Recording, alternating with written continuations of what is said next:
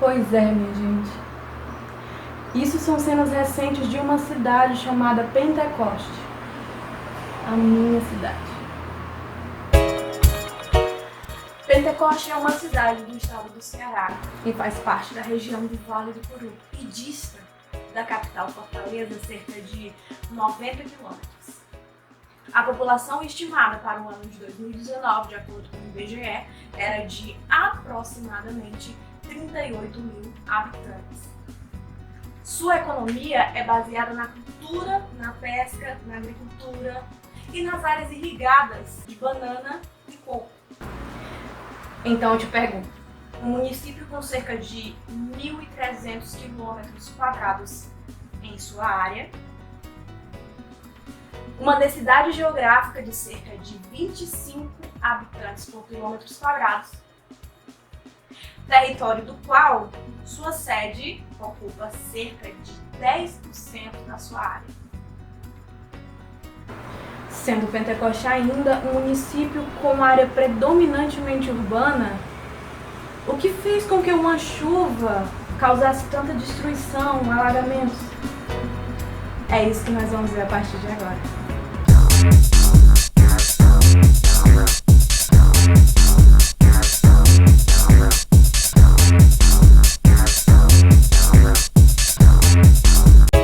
Olá pessoal, meu nome é Lívia Carvalho, eu sou arquiteta e urbanista, como vocês já sabem. E hoje a gente vai bater um papo diferente do que a gente está acostumado aqui no canal. A gente vai conversar sobre urbanismo e planejamento. Na conversa de hoje, iremos abordar o que é planejamento urbano, qual a importância do planejamento urbano para as cidades e quais os elementos legais para esse planejamento. Essa questão será abordada sob a luz de técnicas e estudos e comentadas por convidados para lá de entendidos no assunto. Um time de pessoas especialistas em cidades, urbanismo, planejamento, leis. Bora conversar sobre isso? E nossos convidados respondem por um currículo invejável. Temos o Emerson Pantoja de Alfaia. Ele é tabelião registrador substituto em Limoeiro do Aju do Pará. É bacharel em Direito formado pela Estácio FIC. Trabalhou na Procuradoria da Fazenda Nacional, na Defensoria da Fazenda Pública e no Juizado da Fazenda Pública aqui em Fortaleza.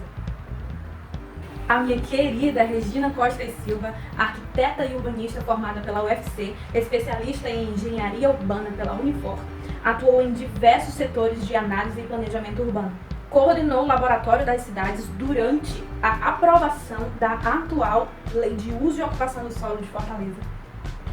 E atualmente responde pela gerência da Célula de Análise de Projetos da Secretaria Municipal de Urbanismo e Meio Ambiente, SEUMA, em Fortaleza. Bem como foi professora em diversas faculdades de grande reconhecimento, minha querida professora Regina. Luciano Leite Saraiva. Ele é arquiteto e urbanista formado pela Universidade Federal do Piauí, é especialista em gestão de projetos e edificações com MBA em construções sustentáveis e certificação ambiental. É diretor de projeto e planejamento no Centro de Tecnologias e Práticas Aeroespaciais. Também conquistou o prêmio Rubini BNB, Hub de Inovação do Nordeste em 2016, bem como o prêmio Você Empreendedor da Unifor, Universidade de Fortaleza.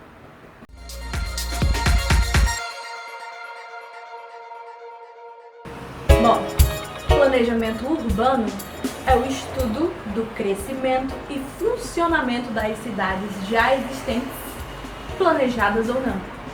Seu principal objetivo é melhorar a qualidade de vida coletiva por meio de ações políticas, ambientais, sociais, entre outras. As cidades em desenvolvimento espontâneo costumam apresentar problemas que todas as cidades têm e a gente conhece muito bem. Problemas de crescimento desordenado, problemas de saneamento básico e, consequentemente, problemas quando ocorre o período das chuvas, por conta de moradias em locais irregulares, por conta de utilização irregular de esgotos, bueiros, problema do lixo. Então, baseado nessa minha fala, eu quero chamar para vocês aqui a professora Regina Costa e Silva. Ela vai nos detalhar mais ou menos o que é, de que se trata esse planejamento urbano, o que é um planejamento urbano? Para que serve um planejamento urbano? Vamos ouvir o que ela tem para dizer. Elia, tudo bem? Planejamento urbano. Quando você fala em planejamento urbano, a gente já sabe, tem a ver com cidade, trabalhar uma cidade, planejar essa cidade para que ela seja preservada, tenha o seu ambiente natural preservado, tenha cuidado e atenção com as pessoas, principalmente no provimento de serviços e de infraestrutura, certo? E que ela seja apta a ter um desenvolvimento econômico que ajude a todos. O objetivo é que a partir do diagnóstico a gente consiga somar os esforços para que a cidade cresça da forma mais eficiente possível. Eficiente para quê? Para as pessoas. A cidade é para as pessoas, tá? Ela deve ter o desempenho para as pessoas, desempenho social, de educação, desempenho de direitos humanos, desempenho de qualidade de vida. Certo. Mas a cidade precisa de um ordenamento. O que é esse ordenamento? Esse ordenamento de cidade digamos assim, a condição ideal para que as cidades sejam ocupadas de uma forma que haja o melhor aproveitamento de tudo, né? Dentro do conceito de sustentabilidade, a preservação do ambiente e o cuidado com a área social, né? Cuidado com as pessoas.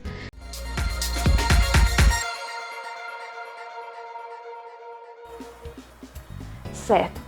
Mas, Luciano, você pode explicar para a gente qual é a importância do planejamento urbano para a cidade e para a sociedade enquanto usuária dessa cidade? A urbanização, tá, é o planejamento de como é que a nossa vida vai se desenrolar, gente, né? O trânsito, a saúde, a educação, o nosso trabalho, tá? O ar que a gente respira, tudo isso tem a ver com os planos de diretrizes urbanas. Então, é tão determinante e é tão pouco falado, é tão pouco explicitado para a sociedade o quão determinante é o avanço das políticas públicas referentes ao crescimento das cidades. Imagine você, né, como é que isso não é tratado, se é por onde a gente vive, a gente vive na cidade, nas calçadas, nas ruas, no ponto de ônibus, nas instituições, não é? Então, assim, existem mecanismos de licitação para tratar disso, existe legislação para tratar disso, tá? Mas no ponto de vista da sociedade como um todo, sobretudo a gente que trabalha com urbanismo, a gente percebe um distanciamento do conhecimento e até do interesse da sociedade por esse assunto, pelo urbanismo. E aí quando tem esse tipo de coisa, desabamento, quando tem uma tragédia, quando tem uma enxurrada, inundação, né? Fica mais evidente, mas aí já está feito. A gente sabe, por exemplo, a questão do planejamento de investimento, né? É um dado raso. Cada R$1 que se investe em saneamento básico, você poupa R$4 no sistema de saúde. Óbvio, é incontestável, né? Não vou entrar nessa questão política e ideológica, mas é incontestável que quanto mais você investe em planejamento, menos você tem problemas, custos e perda de dinheiro, saúde e de tempo. Na verdade é o contrário, é tempo, saúde e dinheiro, essa é a ordem.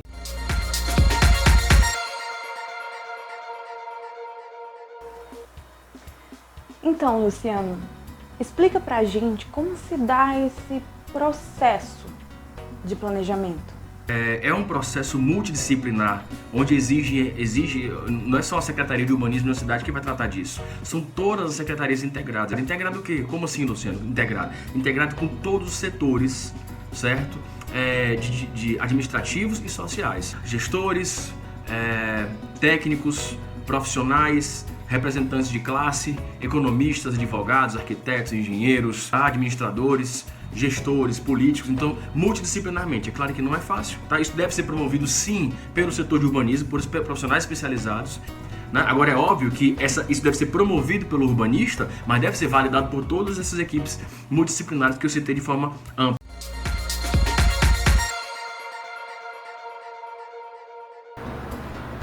Então, depois de tudo que a gente ouviu, a gente pode pensar, tá, o ser humano não nasceu para viver sozinho, certo? Nós temos a tendência natural de nos juntar em comunidade. Daí surge então a ideia de estabelecer regras de convívio que são necessárias para que todos possam conviver em harmonia e com qualidade de vida. Surge então o direito e as leis. Tá, Lian, mas o que tem a ver o direito e as leis com planejamento urbano? É isso que nós vamos ver na fala do Dr. Emerson Pantoja de Alfaia, que vai nos explicar mais ou menos o que é o direito e por que ele é tão importante para a nossa vida em sociedade. O direito é esse conjunto de normas que nós temos que regulam a nossa vida em sociedade, regulam o convívio com as outras pessoas, com o próprio Estado. Essas normas nos entregam e nos impõem direitos e deveres, impõem a nós direitos e deveres para com as pessoas, para com o próprio Estado. Uma vez que todas as pessoas convivem juntas dentro de uma mesma sociedade, eu tenho várias pessoas detentoras de direitos e deveres. Então, para que não haja conflito, para que um direito não se sobreponha ao outro, nós precisamos de um ente soberano capaz de buscar o interesse de toda a coletividade, porque diferente de nós que buscamos nossos próprios interesses e somos individualistas, o Estado ele pensa no todo, ele pensa em todas as pessoas, ele pensa em buscar a paz social, ele pensa em buscar o convívio social e a melhor forma dessa sociedade se desenvolver. Um exemplo disso são as leis que ordenam a cidade. Uma cidade ela não pode crescer de qualquer forma, uma cidade ela não pode se desenvolver de qualquer maneira. Existem técnicas corretas que, se melhor aplicadas, farão com que as cidades pequenas se desenvolvam e cresçam de forma adequada. E isso o Estado tem bastante interesse para que ocorra. O Estado, através da sua imposição, nos coloca leis, nos coloca as normas, nos dita as regras para que os nossos direitos sejam exercidos de forma a beneficiar também a todas as pessoas. Então, entenderam aí por que servem as leis, para que servem as leis e por que as leis precisam estar inseridas entre nós? Não é diferente no planejamento urbano. Para se ter um planejamento urbano é necessário leis. Essas leis nos conduzem e nos dizem o que fazer e como fazer após a lei estar pronta, certo? As principais leis que regem o planejamento urbano são o Código Civil, o Plano Diretor de Diretrizes Urbanas, a Lei de Uso e Ocupação do Solo e o Código de Obras de cada cidade. Essas 4 leis serão melhor explicadas pelo nosso querido arquiteto Luciano Saraiva. O Código Civil, que rege a sociedade como um todo, Plano Diretor de Diretrizes Urbanas, cada cidade acima de 10 mil habitantes, ou que tem alguma atividade econômica, turística, industrial, agrícola de forte impacto, deve ter o plano diretor, que é atualizado de 10 em 10 anos, tá certo? A lei de desocupação do solo, repito, não é tão rígido assim, estou dando só uma orientação de como é que a esfera de cada legislação dessas principais legislações municipais que tratam da urbanização, tá? Lei de desocupação do solo, o pessoal chama carinhosamente de LUOS, né, pelas iniciais, ela vai focar sobretudo no que você pode fazer no seu terreno, quais são os seus limites construtivos de ocupação, permeabilidade, subsolo, altura, quantidade de unidades por pavimento, você pode fazer, se é adequado à via, se é adequado à zona, tá? Essa é a lei de uso e ocupação do solo. E o Código de Obra vai tratar sobre a sua obra, sua construção, seu prédio, qual é a altura do espelho, da escada, qual é a ventilação e iluminação que tem que ter, qual é a área mínima para sala, para quarto, cozinha, largura de escada, tal. Pronto, essas são as principais legislações municipais, tá? Para a urbanização.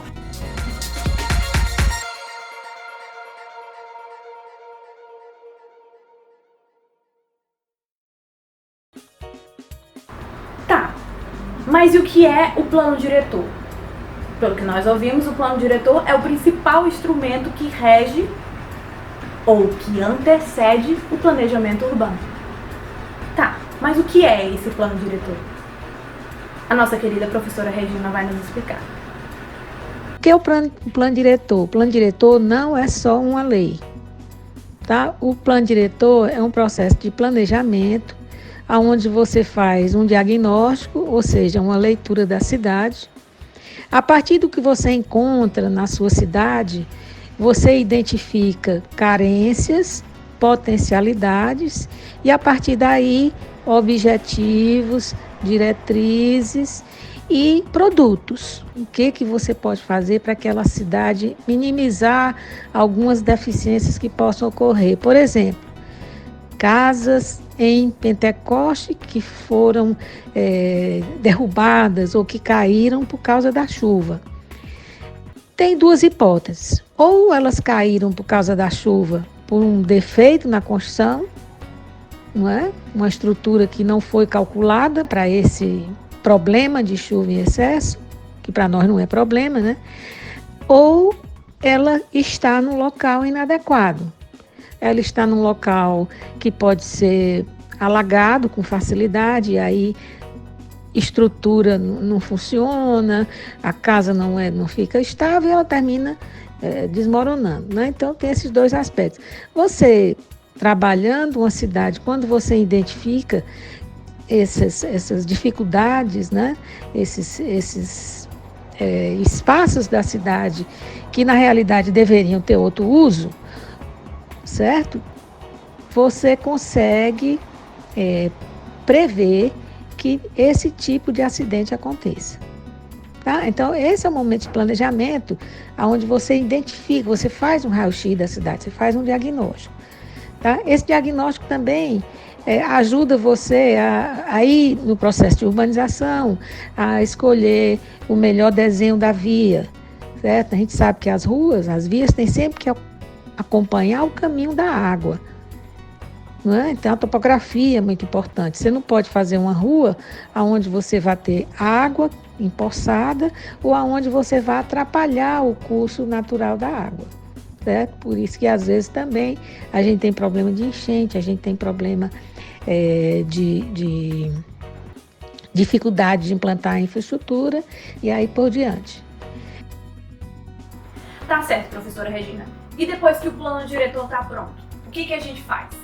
Qual é o próximo passo?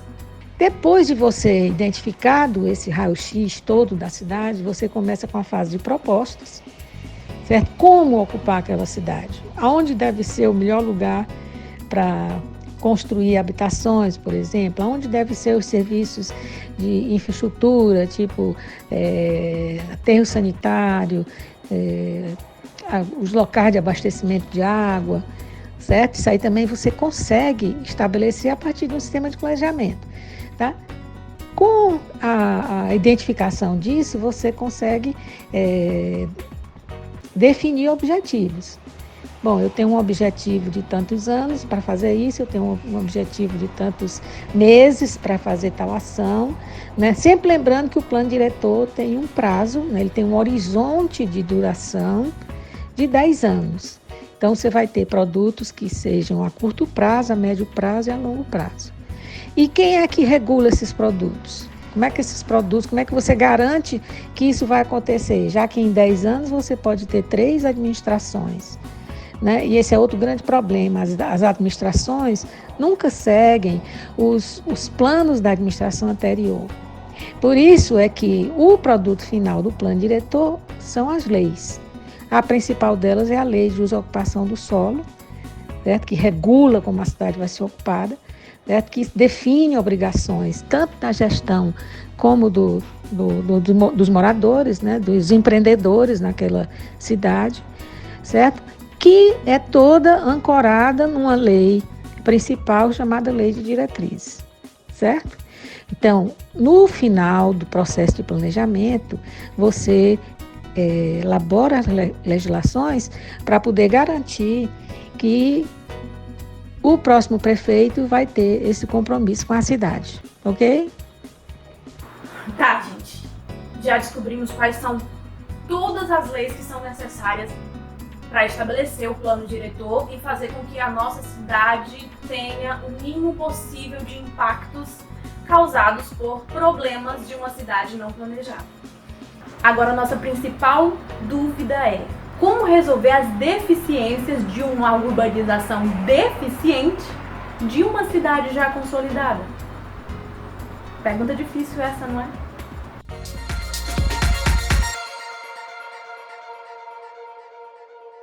existe um novo urbanismo, né, que traz vida para as cidades. As cidades sustentáveis, cidades inteligentes que vocês têm ouvido falar por aí, é muito legal estudar sobre isso, né? Porque são cidades que estão sendo construídas agora.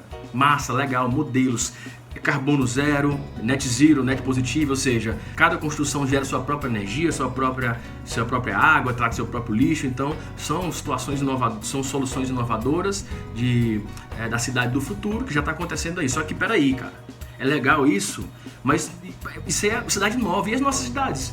E Fortaleza, Brasília, Rio de Janeiro, Salvador, as cidades do mundo que já existe, que é a imensa maioria. Vai fazer o quê? Vai amassar e jogar fora? Não, não é assim não. Né? O desafio que eu digo é trocar o pneu com o carro andando, que a gente sempre procura fazer na nossa atuação de trabalho. Tá? O desafio é implementar essas políticas inovadoras, sustentáveis, de qualidade de vida nas cidades existentes. Então a gente aprende com os modelos protótipos, e são protótipos, tá? E aí a gente aplica na nossa realidade. Está acontecendo, Rio de Janeiro já tem, Campinas, Búzios, Fortaleza já tem também ações sustentáveis, e vai começar a rolar o IPTU verde. Então, que trazem mais qualidade de vida para a nossa realidade. Cidade com ruas estreitas, cidades antigas, cidades que não tiveram planejamento inicial e tem que se adaptar. A fazer o quê, né? Brasília foi planejado para ter ali o plano piloto bonitinho. Como eu falei, eu sou de Brasília, eu conheci e vivenciei muito isso. Ter aquele plano piloto bonitinho, mas e aí? Ninguém pensou no pessoal que foi construir lá a cidade. E no primeiro momento surgiu na cidade satélite de forma caótica e hoje em dia são bairros organizados, depois de 50 anos, 60 anos. Então, eu saí de Brasília em 92, tá? Vai fazer 30 anos, né? Meu Deus, posso ficar falando essas coisas. Já tinha lá um movimento, as cidades satélites já estavam muito organizadas comparado com o que era antes. Então, as ações, elas devem ser implementadas agora. Então, primeiro, eu costumo sempre dizer que a gente tem que reconhecer os problemas para poder evoluir, tem que enxergar um todo, mas tem que colocar em etapas executíveis. Não adianta querer mudar o mundo todo agora de uma vez. Então, a partir do diagnóstico do que o próprio plano diretor se propõe a fazer, primeiro passo é reconhecer quais são os problemas da cidade. Segundo, colocar na ordem de prioridade. Terceiro, diretrizar. Bom, problema 1 é esse aqui, tá convencionado que é esse? Beleza, e agora quem que vai trabalhar com isso? O que a gente precisa? E aí vai somar secretarias, como eu falei, de forma integrada, né? Sistema secretaria social, com de planejamento, com de infraestrutura, com de saúde pública, segurança pública, financeira, e isso vai se integrando e a gente vai conseguindo implementar. São ações que não vão trazer um resultado amanhã, elas começam a trazer médio prazo para deixar lá a longo prazo. Né? Então muitas pessoas justificam isso como um motivo para que a gente não tenha essa intervenção urbanística para resolver o problema da nossa cidade agora, para começar a resolver agora, porque isso vai aparecer daqui a um longo tempo. Então é uma questão de escolha, é uma questão que tem a ver com política, sim, mas depende da gente. A gente já provou que quando a gente quer, a gente muda o cenário. A gente como cidadãos, a gente como pessoas, né? Como sociedade, como profissionais, como empresa, né? Não só pra gente, mas eu acredito que são coisas que trazem benefício, tá? Então, para os indivíduos e para o grupo, tá? Pois é. Nesse vídeo nós conhecemos um pouco mais sobre o que é um planejamento urbano, qual a importância do planejamento urbano para as cidades, quais são as leis que acompanham, regem, dirigem esse tipo de planejamento e como fazer para que as cidades que não são planejadas, que já estão consolidadas, sejam resolvidos esse problema de falta de planejamento. O que podemos ver aqui com esse vídeo é que as nossas pequenas cidades precisam o mais urgentemente possível de um planejamento eficiente e, acima de tudo, fiscalização, aplicar a lei, infringir a lei para que ela seja cumprida. Infelizmente, se essas medidas não forem adotadas o mais rápido possível, nossas pequenas cidades, quando eu falo nossas pequenas cidades, eu me refiro a todas as cidades pequenas, não necessariamente somente em Pentecoste. Se essas medidas não forem adotadas, elas sofrerão muito brevemente os problemas que as cidades grandes hoje em dia enfrentam por falta de planejamento, por falta de saneamento, por falta de moradias regulares. A diferença entre as cidades grandes e as cidades pequenas nas cidades grandes, as pessoas não têm alternativa. O fato do adensamento, da condensação da quantidade de pessoas para um pouco espaço, um pouco território, o povoamento dessas cidades não permite que essas leis sejam aplicadas de forma eficiente, principalmente nas periferias e nos bairros mais afastados. O que temos que ter em mente é, nas cidades pequenas, há uma alternativa, pois existe território. Quando acontece uma enchente em uma cidade pequena, logo se percebe que o problema é uma questão de gestão, uma questão de planejamento, uma questão de pensar a cidade para a sua população. É necessário urgentemente fazermos uso do que a gente tem em mãos, que são as leis e o nosso poder, enquanto cidadãos, de cobrar das autoridades uma condição digna de moradia, uma condição digna de vida. É direito, é lei. Sem fazer o uso de ideologia política de A ou B, eu, como cidadã, me vejo no direito de cobrar. Você, como cidadão que está vendo esse vídeo, deve cobrar das autoridades pentecostenses medidas de implantação de um planejamento eficaz, eficiente e fiscalização de onde nossas casas, nossas moradias estão sendo construídas. Caso contrário, em pouco mais, vamos colocar um prazo de 10 anos, isso que vimos nas imagens no início do vídeo, infelizmente só tende a piorar. Esse vídeo é minha contribuição enquanto cidadã, enquanto profissional do meio, para tentar de alguma forma, de alguma maneira, conscientizar você, cidadão, que está assistindo esse vídeo, que você pode e deve cobrar seus direitos. Pentecoste para mim é uma cidade amada, é a minha cidade, e tudo que eu mais desejo é ver ela organizada, planejada e de boa qualidade para nossas moradias e para os nossos cidadãos.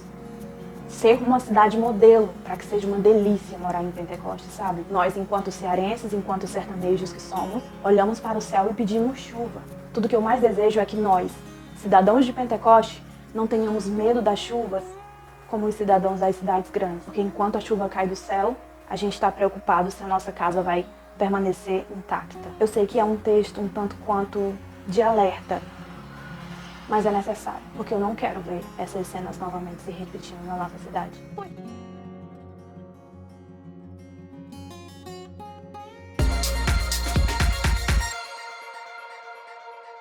Pois é, minha gente. Eu sei que eu utilizei um tom meio sério, né, que eu normalmente não uso aqui, mas é necessário, é um assunto sério e a gente tem que levar em conta a seriedade desse assunto. Mas se você veio até aqui, já chegou até aqui, curte esse vídeo, se inscreve no canal, tá bom? Eu te espero no próximo vídeo.